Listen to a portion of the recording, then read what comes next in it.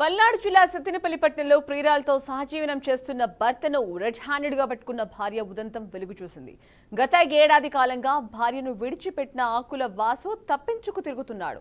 2 ఏళ్ల క్రితం నకరికల్లు మండలం చెల్లగుండ్ల గ్రామానికి చెందిన నవ్య శ్రీను వాసుకిచ్చి వివాహం చేశారు. అయితే దంపతులిద్దరూ కూడా ప్లాస్టిక్ వస్తువులు అమ్ముకుంటూ జీవనం కొనసాగిస్తున్నారు. ఇక ఈ క్రమంలో హైదరాబాద్ లో ఉంటున్న తన బంధువుల అమ్మాయి ధ్యానవీన గాయత్రి అనే మహిళతో పరిచయం పెంచుకున్న వాసు ఆమెకు మాయమాటలు చెప్పి సంవత్సర కాలం క్రితమే వివాహమాడాడు. దీంతో కొంతకాలంగా భార్య నవ్యశ్రీకి వారి బంధువులకు కనపడకుండా తప్పించుకు తిరుగుతున్నాడు వాసు. ఇక ధ్యానవీన గాయత్రిపై అనుమానం కలిగింది. మరోవైపు తమ కుమార్తె కనబడడం లేదంటూ హైదరాబాద్ లో పేరెంట్స్ ఫిర్యాదు మేరకు మిస్సింగ్ కేసు నమోదు చేశారు పోలీసులు.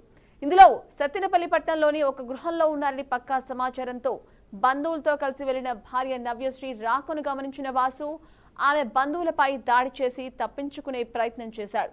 వెంటనే ప్రతిఘటించి ఇరువురిని సత్తెనపల్లి పట్టణ పోలీస్ స్టేషన్ కు తరలించారు. అనంతరం దాడిలో గాయపడిన వారిని సత్తెనపల్లి ప్రభుత్వ ఏరియా ఆసుపత్రికి తరలించారు. ఘటనపై కేసు నమోదు చేసుకున్న పోలీసులు దర్యాప్తు చేపట్టారు.